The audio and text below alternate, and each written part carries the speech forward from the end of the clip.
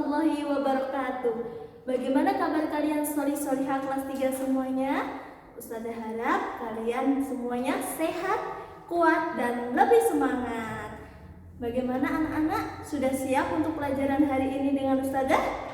Nah, sebelum Ustazah mulai pembelajarannya, kalian siapkan dulu ya buku tulisnya, buku paketnya, alat tulisnya.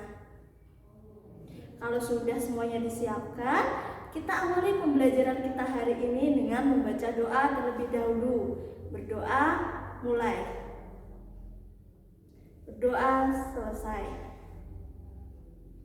Nah, anak-anak, hari ini kita akan belajar tentang tema 3A, subtema 2, pembelajaran 5. Untuk materinya, kita simak video berikut ini.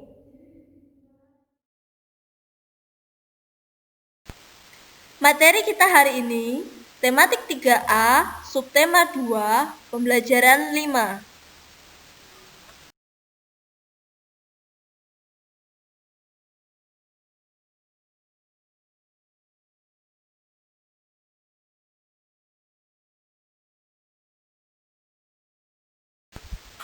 Coba kalian amati gambar di bawah ini. Di sini ada gambar A dan juga gambar B.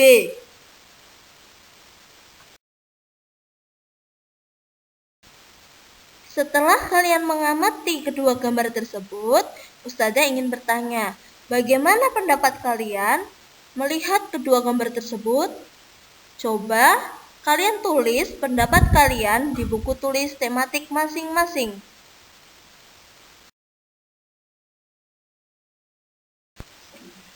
Dari hasil pengamatan gambar tadi, kita bisa melihat gambar A dikarenakan asap dari banyak cerobong asap, udara kita tercemari atau biasa disebut dengan polusi udara. Sedangkan di gambar B, kita bisa melihat karena banyaknya pepohonan, udara menjadi bersih dan segar. Nah, kira-kira anak-anak solih-solihah lebih menyukai lingkungan yang mana? Tentunya lingkungan seperti yang ditunjukkan gambar B ya. Sekarang, apa yang harus dilakukan agar udara di lingkunganmu tetap bersih? Seperti yang ada pada gambar B.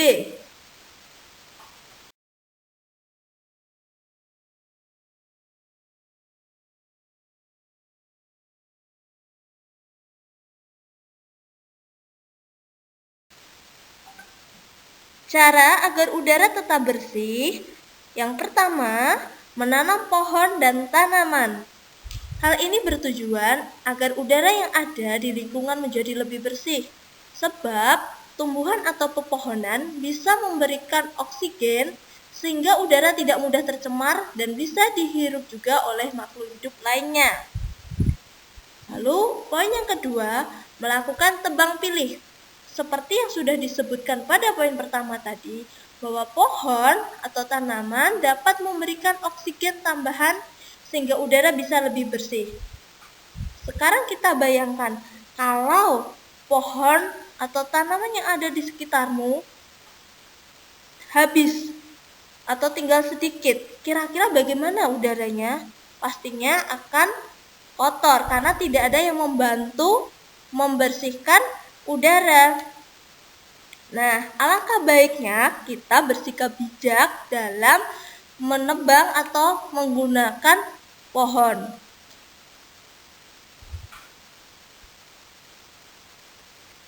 Poin yang ketiga, membangun cerobong asap yang cukup tinggi. Hal ini dilakukan agar dapat tidak menambah polutan yang ada di atas pemukiman atau kota, sehingga udara menjadi lebih bersih. Kemudian yang keempat, menggunakan kendaraan umum. Tahukah kalian anak-anak bahwa knalpot kendaraan itu bisa mencemari udara? Sehingga untuk mencegah Agar udara tetap bersih atau mengurangi pencemaran udara, kita bisa membiasakan diri kita untuk menggunakan kendaraan umum jika harus berpergian jarak jauh. Kendaraan umum itu contohnya apa? Contohnya kalian bisa naik bus, naik taksi, naik kereta api, naik bajai, dan lain sebagainya. Lalu kalau jaraknya dekat, kalau pergi jaraknya dekat, haruskah kita naik kendaraan umum? Nah, kalau jaraknya dekat, kalian bisa berjalan kaki atau bersepeda. Ingat anak-anak, berjalan kaki dan bersepeda tidak hanya bisa mengurangi polusi udara, tapi juga bisa membuat tubuh kita menjadi sehat. Karena berjalan kaki dan bersepeda itu merupakan olahraga.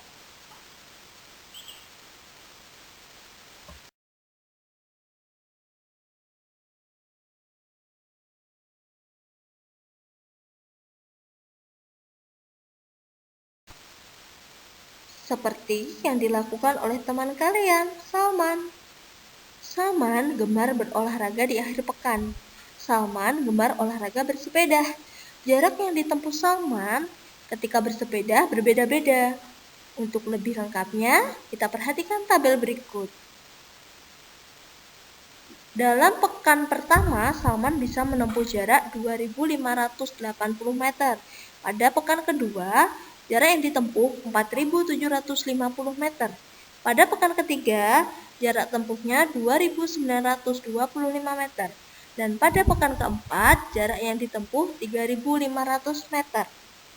Sekarang pertanyaannya, berapakah jarak tempuh paling jauh? Kita lihat ya anak-anak pada tabel yang sudah ada.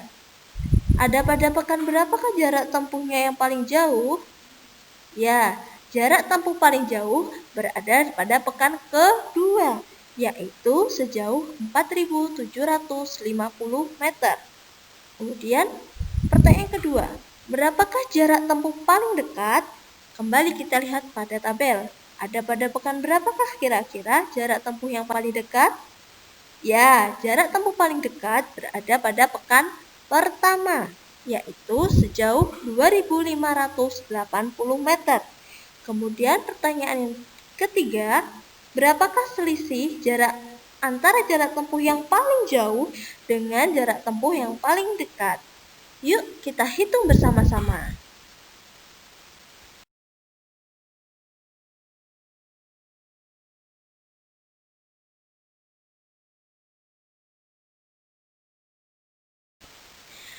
Diketahui jarak paling jauh tadi 4.750 meter dan jarak yang paling dekat adalah 2.580 meter. Kemudian yang ditanyakan selisih jarak tempuh paling jauh dengan jarak tempuh paling dekat. Mari kita hitung bersama. Kita tulis dulu bilangan pertamanya. Tadi adalah 4.750. Kemudian bilangan yang kedua 2.580. Kita hitung dengan cara susun. Karena tadi pertanyaannya selisih, maka menghitungnya dengan cara dikurangi. Dan hasilnya 2.170. Dari mana Ustazah bisa mendapatkan jawaban 2.170? Kita hitung susun dari nilai satuan, dari angka yang paling belakang. 0 dikurangi 0 sama dengan 0. 5 dikurangi 8 bisa atau tidak? Tidak ya, karena 5 lebih kecil daripada 8.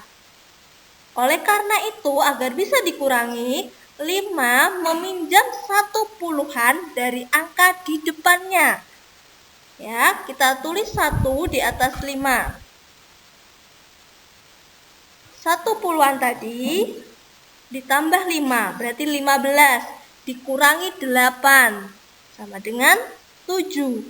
Kemudian angka 7 yang tadi berada di depan angka 5 kan sudah dipinjam 1 puluhan. Berarti tinggal berapa? Tinggal 6. 6 dikurangi 5, hasilnya 1. Kemudian angka di depannya lagi, angka ribuannya kita hitung. 4 dikurangi 2, hasilnya 2. Jadi, selisih jarak tempuh paling jauh dengan jarak tempuh paling dekat adalah 2170 meter.